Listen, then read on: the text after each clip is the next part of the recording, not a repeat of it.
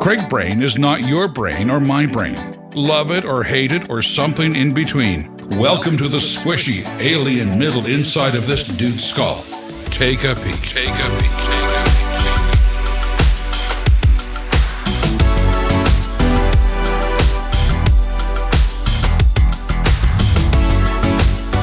It's Craig Gross. The title this week is The Godforsaken Devil's Lettuce Saved My Life.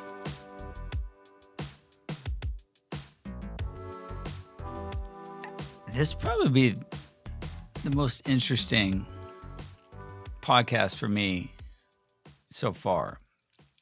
Levi and I went back and forth on where to put this one. Because if you lead with it, then people discredit some of the things that you say. Oh, well, that's just drug talk, or that's just this. If you don't mention it at all, then I don't feel like you're being honest. And then, do you put it in too late where it was like an afterthought? And so as we're kind of looking at this first section of balance and being, I don't know, episode 7, here we are. And there's different thoughts, political opinions, medical opinions, all that around this topic. And so I get the controversy, I get all that, but I also get, especially from where I come from, like the Christian perspective, there's silence. And it reminds me a lot about the space I was in 2001 when we were creating XXX Church. It was that whole thought of like, nobody's talking about porn yet on the internet? Like, when are we going to address this? When it comes to marijuana today, like, depending on where you live, this is legal or illegal. But regardless of where you live, I live in a state where it's legal. We border states that are legal as well. And I'm fascinated when I call my friends that work at churches in legal states. And, one church up the road, they have a no drinking policy. So a friend of mine that works with me, she can't drink in public. So we've posted some photos before, and I remember, I'm not saying she ever drank in public. I mean, she would never drink in public if that's the rule, but like there's rules at churches like that. And it's like, oh, well, we live in social media world where you got to make sure that doesn't make it online, but you could drink at your house? I don't get it. Like, probably be a closet alcoholic, and yet, okay, but as long as that's not for churchgoers. But then there's other churches you visit where it's like the senior pastor could be checking out at Trader Joe's with a bottle of wine, and no one's going to judge. I grew up Baptist, so I don't get that at all. Like my hair length had something to do with my relationship with God. Drums not allowed, dancing not allowed, and so I think that's hurt people more than helped. But I guess what I'm more interested today is conversations, and I think oftentimes Christians are late to the party on any sort of cultural, relevant, important, political, world, like you name it. Like we don't know anything. Like it's such dumb conversation sometimes. Like, we don't even know in most churches our own sports teams in our towns. When that pastor's like, hey, how about those Dodgers? It's like, dude, the Dodgers aren't even in the playoffs this year. Or, like they're acting like they're fans of this because they just moved here. Like, bullshit. Like, we don't know, like, we don't talk about things that the rest of the world is talking about. And so that irritates me. A friend of mine that works closely with the church in Oregon, where like in the middle of Central Oregon, where there's a lot of like marijuana farms, and I was in a lot of like, places to dispensaries. And I was like, what's your stance at your church? He's like, I don't know. I think you'd be fired. What do you mean you think you'd be fired? Like somebody could go in there for a bath bomb and they'll be fired? And I think our thoughts still with people in the church is like drug paraphernalia and pipes and this and that. And it's like, man,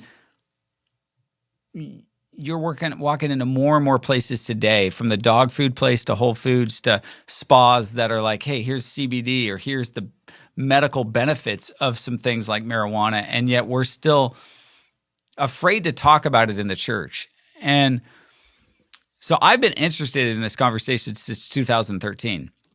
If you know me, if you read most of the stuff or anything I've written, it tends to happen. I'll write something pretty soon after experiencing something. Like that's part of my quick start. I'll have an idea. I'll have a website. I'll have a project. I'll have a company. I'll have something. I mean, it's just like a guy held me accountable for 2 years of my life. Like that was the biggest impact in my life ever. And we have helped over 1 million people have accountability software. Yes, related to porn, but like the idea is bigger than that. It's like just if you just got connected like I did with this guy, like that would work. So that's where my mind goes. So in 2013, it's probably some of the worst year of my life. I don't know if it was 12 or 13, whatever at this point, but my dad dying, my wife getting like stage 4 endometriosis, had a crazy surgery that was unexpected. I had health problems. I mean, it's just I didn't know how to deal with the death. I didn't know what I was. I just broke down. I thought it was because I was working too much, but I think I was trying to figure out how to fix this. I was in more emergency rooms that year than any year of my life. I've never broken a bone, and I've never, I think, been hospitalized. And that year was hospitalized, I think, 5 different times, and thought I was dying. I mean, from panic attacks to like just all hell broke loose. And I remember like seeing a doctor, and I could get any medicine I ever wanted. Oh, I have this condition. Oh, well, okay, you should get this. And it's like I never filled a prescription that whole year because I never got a reason why I was getting this prescribed. Like, you just have a symptom, let me give you something. And so I wanted to get down to the bottom of it. I mean, that's a whole nother thing, from figuring out one of these things had actually stemmed from a concussion to just me, I mean, thinking I had seizures. Then someone thought maybe I had early signs of MS. Then like all sorts of prognoses where now you're like, oh, I'm dying tonight, from MRIs to CAT scans to, I mean, it's just nuts. And so in the middle of that, my wife and I were watching on CNN, and it was I think it was just called Weeds, or it was Sanjay Gupta. It's probably not even how you say his name. The doctor on CNN. He had like a 2-part special, and they were documenting kids in all over the world that were ill, and they were getting some cures from a certain strain of marijuana that was in an oil that they were giving to these. And one of them was called Charlotte's Web. If you just Google that, you'll find a fascinating story. And we were just watching it one night, and it was just like, oh, we were Christians, and we're like, weed's bad, and like they're giving it to kids, and then you're like, you're trying to ban it. And then you showed families that were uprooted from one part of the country to another just for the sake of their kid, because this is illegal in New York, but if I lived in Colorado. So the story follows families that have uprooted and risked everything for the benefits of their kids. And one of these things proven to help with seizures. So my wife and I were watching it, and like it blows your mind. And this is 13, and so this is before like medical marijuana. Like this is before anything really, like weed was that easy to get. You had to get a medical card. And I remember watching it, and my friend Dave Tossi came over the next day with his kids, and I was like, and he lives in Laguna Beach, and so I knew Dave was way more familiar with this, just being around people than I was. I wasn't around like I didn't know anybody with drugs. And I said, Dave, have you watched the CNN special? And he's like, no. And I was like, watch it. It was Sunday morning. I think we were going to go to church or something. And our kids are outside on the trampoline. Dave's like way more in touch. Like Dave's a feeler. And so Dave's crying. And then Jeanette and me were all watching it. And then Jeanette says after we're done watching it, like, forget church. Like, why don't you and Dave go get your medical marijuana cards and I'll watch the kids? Dave was like, you have the best wife ever. Like, who says that? Like, you go. And so she watches the kids, and we're like, I get on Yelp. And I was like, where do you get, how could this be legal? And man, it was fascinating. Like I saw a doctor via a laptop computer at some shady place in Los Angeles. like shadier than like, like the shady. I mean, it was just like, what?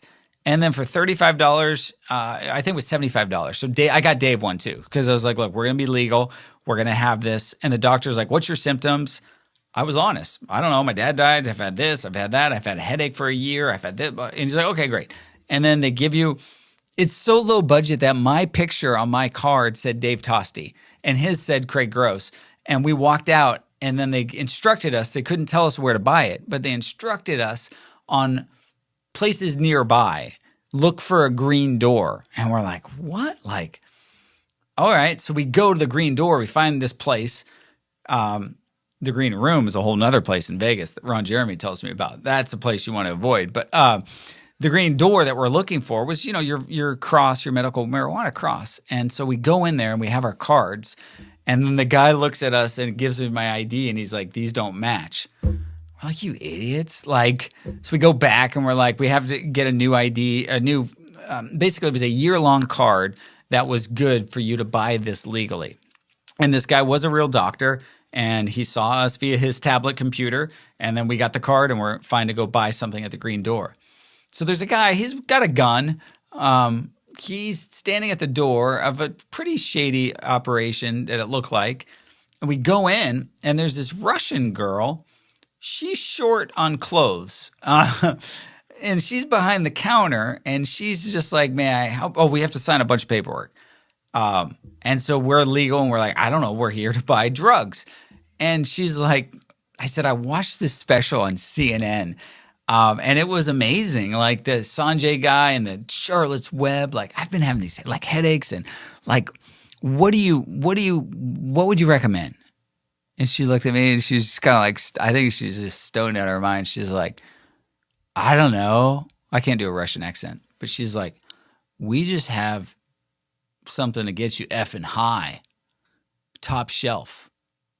I was like, oh, top shelf. So it's like total stoner talk. I was like, what about the stuff that like could actually help my headache? I don't know. And so at this time, there's no bath bombs. There's no dog food. There's no really even edibles. It's all flour. There's drug paraphernalia everywhere. And I was like, yeah, I don't know.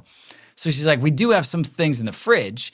And she's like, I don't know. And there's no labels. There's no like, what is in this? I mean, this was just kind of like, that was the day and age it was. And so we bought like a brownie bite. We bought a couple things, not knowing, not even thinking this is Charlotte's Web or it's going to help me. And then she gave me, I didn't want to smoke anything. I was just like, hey, I don't know. Like that's wrong. Like, because that's what we've told people. I don't know, but yet you can drink like a fish, but whatever. So I was like, no, just give me something I can eat. And that was my first experience. We went to one other store that day because we're like, well, maybe they have something. And the guy was just as bad. So there was nothing helpful. There was no knowledge. There was no website that you could kind of see. There was no legality of what you could sell. You didn't have to label your product. Now you can go to a restaurant and it will say 1,600 calories. Like now, if you buy weed, it would say like, here's exactly what's in it. And here's what you're going to experience when you do this. Here's how much to eat. Here's how much to smoke, whatever. I mean, it's all labeled. So this is just like walking into a pharmacy and just like if I went behind CVS, all those drugs, I know penicillin, I think I'm allergic to, and I think a Z-Pack would help just about anything. But anything else in there, I don't know. It'd just be like, oh, cool, you can take it. So there's nobody really, it was not like what was happening in Colorado. I had some weird, not helpful things happen. And I documented like my first 5 days with getting my medical card. And I sent it to some board members and my staff because I was like, guys, can I post this? And they're like, absolutely not. Like, no, Craig, this is your experience, but this is so polarizing. This is so illegal on some fronts. Like, you run a ministry, you can't share this. And I was like, yeah, okay, I get it. It's too soon. And so I would say if you fast forward till about 2017, I mean, my experiences with that weren't anything like often or beneficial from a sense of like, oh, that helped me do this. I mean, I would say and I'm a guy. You can read the whole article. I'm somebody that smoked maybe a pack of cigarettes my whole entire life, like 5 of those one day I tried because we stole some from my aunt. And yeah, I've smoked cigars, like only flavored cigars. So my real friends that smoke cigars give me a hard time because I like the acid ones that are flavor. Your mouth tastes awful. I've been drunk one time. Well, it's funny, 2 guys sitting here. I've been drunk one time on my 21st birthday. One other time after that, when I was like 19. And then the only other time that I've been where I knew I drank was on New Year's Eve this year. And so my son's behind the camera, which, by the way, there's no shame in any of this stuff I talk about or I've told my kids, but even on the alcohol. So and then Tristan, who works with me, we're all together on New Year's Eve, and my wife and I went to a party. And what do you do waiting for the ball to drop? Like, we were done eating, so they just kept giving us drinks. And so my head was spit. That was like, oh wow, I know, like, oh, this is like not throw up drunk, but it was like I came back, walked back to the hotel. I was like, oh, I drank, and I think I told everyone, I think I had a lot to drink tonight. And so my experience is like I've never done hard drugs, never done any of that stuff. And so eating a cupcake or a mint or a piece of chocolate and having weed in that was like, my only experience in this stuff. And yeah, I'm glad I didn't share it. As I look back at it, it was like, hey, I was willing to do anything at that point. I went to a place in Alaska looking for help. I took time off work. So to me, it was like, if I watch something and you tell me you have a great experience with this and it's legal, man, I'm going to be probably the first to go. I'd be interested in that. A friend told me about TM meditation. It was like, wow, I'm interested in learning about that. I'm interested in learning new things. And I think oftentimes in the church we go, well, that's wrong. Well, why is it wrong? And why is that different than somebody that's enjoying a drink of alcohol? But that's okay in moderation. So whatever, I'm not here to be the moderation police. And at this point, I'm like, hey, I've seen the positive elements of what this can do as well. So in 2017, what's interesting is when I talk about the spa and I talk about that day where I felt like, having experience with the Lord, I didn't write in that piece anything about marijuana. Because I think people would go, oh yeah, you're hallucinating, you're so high, you're like, or discredit any of that, or discredit. And so me sitting on a lot of this stuff and going, you know what? The way we're in a day and age that you can get any drugs you want, and oftentimes for all the wrong reasons, and oftentimes just we're medicating symptoms. We're telling somebody, oh, well, you're depressed, you need this, you need that. And so my friend and I, we were talking through this after, I would say, marijuana, at least in California, there were some smarter places selling things. There were some stores that didn't have, the Russian lady behind the counter wearing a bikini saying, we just are going to F you up. These are places in Beverly Hills. There's places, like legit places that my mom went to. So this is a whole different day and age where it was like, okay, well, so as I went back in 17, I asked the lady. I remember going to the store and I was just like, look, I've had some experiences back in the day with this. It was fun. I laughed, I ate pizza, but I think I like, here's some symptoms. Here's some things like how my brain operates. And I remember just trying to tell her like, hey, my brain doesn't shut off. So when I pray, when I meditate, when I try and do these things, these practices, I build to-do lists in my head. And I know some people need, the opposite, where they're not just playing video games all day, but it's hard for them to get out of bed, or it's hard for them to have high energy or stuff like that. And they need something to maybe kind of speed up their brain. So I was just like, hey, I don't know. I don't really like to smoke. Yeah, I think that even with kids and, I'm smoking. I don't know, dude, I don't need that. Is there something I could take? And she gave me these mints that were called Relaxa mints.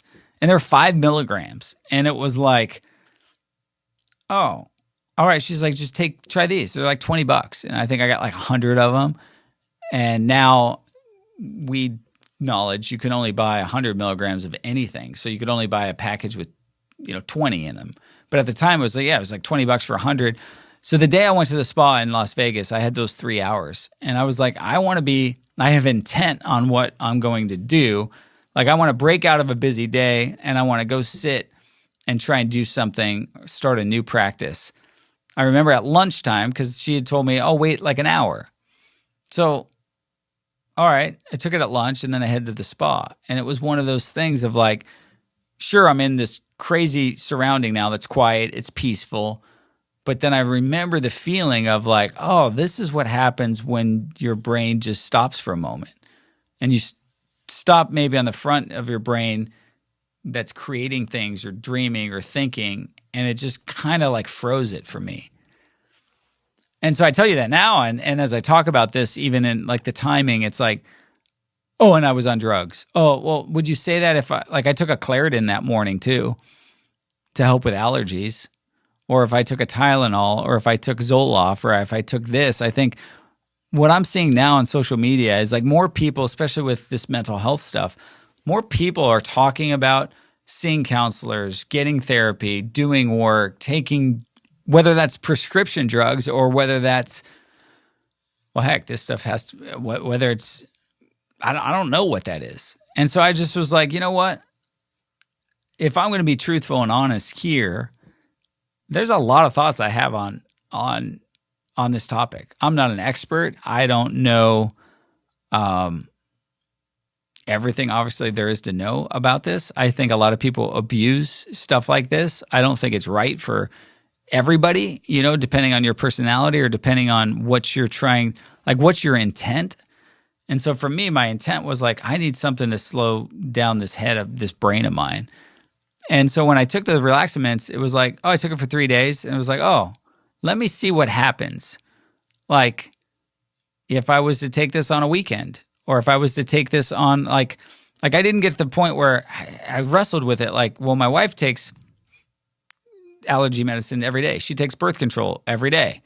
Like, that's not because I didn't get fixed. I know you're like, dude, you're 43. Like, no, I don't want another kid. But that's for her endometriosis. And so and then I felt bad. Like, do I take this every day? Because I feel better. I feel more present. I'm able to do, and oh no, but it's drugs. I remember my mom couldn't sleep. She was living with us for a season. I was like, Mom, like I have these mints. I don't know, like if you take it, if you took it before you sleep, it would help you sleep. So I remember I took one and she was out the next day to like 9 a.m. I was like, yes. And she didn't have like the fudge stripes cookies. She didn't destroy those. Like, oh, I had the munchies all night. This wasn't that. That's a funny story though. So my mom's like, the mints are on the counter. I'm like, why? Mom, I thought you said it worked. And she's like, yeah, I know, but it's And I was like, what? Because I'm your kid and I can't give you drugs? She's like, yeah, I just don't feel right. So then she moved to Glendale, and she met all these new friends. And then she's like, Craig, I went to that weed shop. And I was like, oh, okay, Mom, your neighbor that you know for a week is taking you to buy drugs. I got the lemonade. And I was like, what lemonade? And she's telling me about this. And I was like, I don't know, but it was great. And so I just found out on Christmas, Mom, if you're listening, be proud. Stacy, that's my sister. If you listen or watch, yeah, your mom, you might need to be concerned because Mom might be on the 420. But we're at Christmas, and my mom's friends that introduced her to drugs came for Christmas dinner. And the story came out that after that night of the lemonade, my mom devoured a whole package of fudge stripe cookies. I was more mad that she was still buying fudge stripe cookies, because if you've not been to a grocery store in the last 20 years, Mom, there's better cookies. Like fudge stripe? Like we only had those in Chips Ahoy's, but man, what? And so there's those kind of experiences you might have. There's others where it's like, hey, this might help me. And so for me, I just was like, I'm okay to share it. I'm okay to say, I think there's something here that obviously could be very harmful, or on the other end could be very beneficial. And if you're in a state where you're able to buy this freely. Now you can buy this for recreation, or you can buy this for medical. But in California, you don't need a card. You can just walk into a store just like you could a liquor store and just purchase anything you want. And I think if you went with the intent and you said, hey, here's something that I'm having a problem with, they'll say, hey, here's something we have for you. And then I'm not telling you to go buy drugs. I'm telling you, for me, I found something, a few things that, hey, that helps me. And I look at my things that have kind of come out of my life over the last couple of years. I think I'm way more in touch with myself, with my feelings, and with the Lord. And it's a fascinating thing why when you read about why this is illegal and why big pharmaceutical companies don't want this out there, and this stuff is so cheap and so accessible and it's from the ground, like that kind of blows my mind. There's some fascinating reads all about this if you're into it. I just finished Michael Pollan's book on how to change your mind. That's like a whole nother level. Like that might be season 2 or 3 or 4 of the podcast. He's talking about just his experiment. That was the food guy. And now I've been in touch with him. I'm fascinated by the work and the discovery that he found. So there's a lot of people doing some great work in this. I think we're going to be at a day and age where you can walk into Whole Foods and you can, or Trader Joe's or somewhere. I mean, if I can walk into the dog store, I do get my dog weed cookies. Anytime we have to watch her, Elise knows, but it's like they have this weed cookie that just knocks her out. So if Elise makes us watch her dog all day, just go buy her one weed cookie for $3 and she just sleeps like a champ. Doesn't even eat a pizza. Doesn't eat. I don't offer to feed her. She just sleeps. But I mean, if I can walk into the dog store and I know when we took her on an airplane, because we're that family now traveling with dogs, that like, what do you give your dog? Like you could drug her or you could give her this cookie that she'll devour and then she goes and takes a nice nap. Like maybe for some of you that don't sleep, just need a nap. Some of you that are always doing something, you're like, man, what? Like, I'm not talking to the stoner guy that can't get off his couch and get a job. I'm talking about the guy that's like, man, I can't relax. You meet those friends that like they can't sit still. They can't focus. They can't just be. And I think that's just the world and all this stuff kind of coming at us. So I'm excited about the fact that I think we're living in a day and age where this stuff's changing. I'm no scientist. I'm no professor. I'm no expert in any of it. But I think there's something here. And I'm tired of like Christians going, well, I don't know can we do that or not? I Googled it and John Piper is the only guy on the internet that's talking about it. I don't know John Piper. I just know there's a lot of John Piper on the internet talking about things that John Piper doesn't know anything about, weed being one of them. So he prefaced whatever he says about it with, I don't know much about it.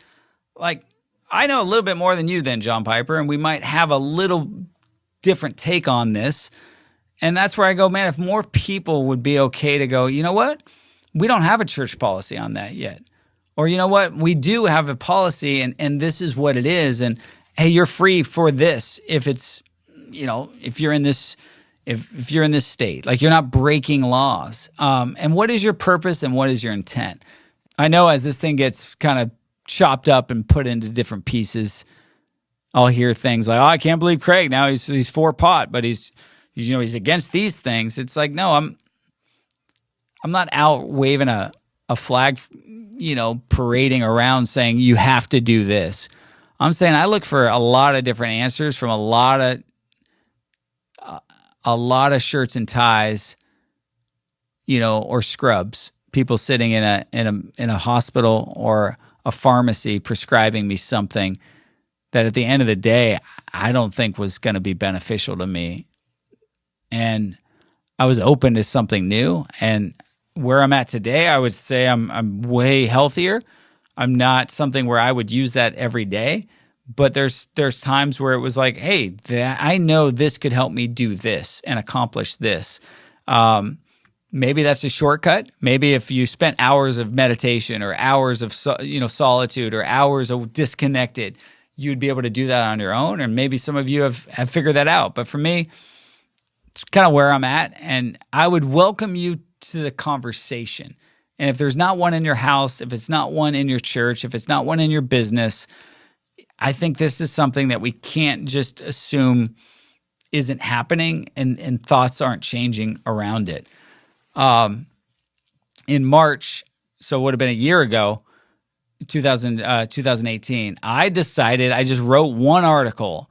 So that took me 4 years, which if you know now, like that's a long time for me to wait to roll out something. So 4 years from my first experience to actually, you know what, in March, some people had asked me stuff because they had heard some things and I was like, hey, I'll share my experience with you. So I just posted an article in March and I only put it on my Facebook. And our team was like, Craig, good, don't blast it out there. And so now as this Craig Brain thing goes out, like I said, we're okay with it. You know, what I wrote on that article, and that's my experience. And so some people might be able to argue with it or against it or for it. It's not really the point. Point is, I think conversations that scare us, that bother us, that are silent for so long, I think we owe it to others, especially inside the church, to go, man, let's lead some conversations, not wait and be so far behind, because I think there's just a different day coming on some of this thought. So there it is, the Godforsaken devil lettuce.